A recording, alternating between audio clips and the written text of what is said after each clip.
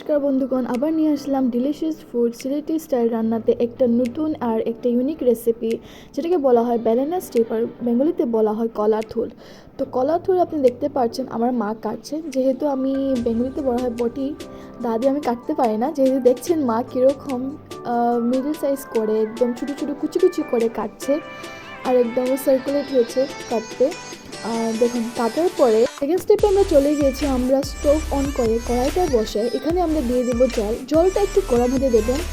আপনার 5 to 10 minute অবধি জলটা গরম হওয়ার পরে আপনি যখন দেখবেন একটু উঠলেছে, তখন আপনার দিয়ে দেবেন কলার থুলটা। কেন এটার মধ্যে কলার থুলে দেওয়া হয় কি, কলার থুলের মধ্যে অনেকই কষ্ট থাকে বন্ধুগণ, তো এটাও আপনার জলের অনেকই সোক করে নেবে। আর যখনই সোক করবে আপনি দেখবেন ফ্লেভারটা অনেকই ভালো আসে। আর এখন আমরা দিয়ে দিয়েছি নুনটা দিলে আপনার যেটা বয়েলিং এটা যেটা টেক্সচারটা আসে অনেকই ভালো হয় বন্ধুগণ। তো দেখছেন এটার পরে আমরা থার্ড স্টেপে চলে যাব, যেটাকে বলা হয় আমরা সিঁদুর দিয়ে দিয়েছি জলের মধ্যে। সিঁদুর কেন দিয়ে দিয়েছি জলের মধ্যে অবশ্যই সবাই জানে, কিউকি এটার ফ্লেভারটা ভালো আসে। জলটা আমরা ফোর্থ স্টেপে যখন যাব তখন আমরা এটা কলা থুরের মধ্যে দিয়ে দেবো।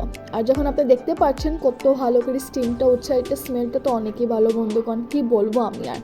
আর এখানে আমরা থার্ড স্টেপে চলে গিয়েছি, যেটা আমরা শীতলে যেটা জলটা আমরা করেছিলাম এটা একটু যখন গরম হয়ে গেছে উঠলেছে, তখন আমরা এটা দিয়ে দিয়েছি আপনার নুন দেওয়ার পরে আমরা দিয়েছি কাঁচা লঙ্কা দেওয়ার পরে যেটা আমরা কলার থুরটা যেটা বয়েল করেছিলাম নুন দিয়ে এটা দিয়ে দিয়েছি। এটা একটু টেক্সচারটা সফট হয়ে গেছে বন্ধুগণ, আর সফট যখন হয়ে যাবে এটা খেতে অনেক ভালো লাগবে। তো এটাকে দেখতে পাচ্ছেন আমরা দিয়ে দিয়েছি। এটাতে আপনি হলদি এড করতে পারবেন,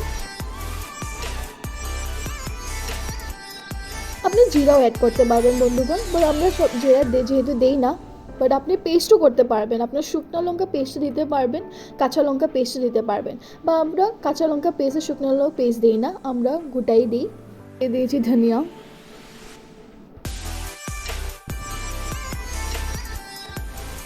আর একটু লাড়াচাড়া করে মোটামুটি আপনার 15 to 20 মিনিটস রাখবেন বন্ধুগণ। 15-20 মিনিটস কেন রাখবেন, ক্योंकि এটা ফ্লেভারটা অনেকই ভালো আসবে, আর টেক্সচারটা যখন সোক হবে, যখন আঁটবে তখন অনেকই ভালো হবে।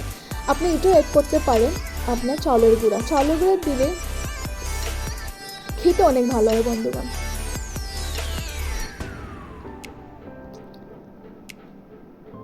যেহেতু আজকে আমি সব আমার মা প্রিপেয়ার করছে, আমরা হয়ে গেছে রেডি কলা থোড়া। দেখতে পাচ্ছেন কত ভালো হয়েছে। যদি ভিডিওটা ভালো লাগে লাইক শেয়ার সাবস্ক্রাইব করবেন। থ্যাংক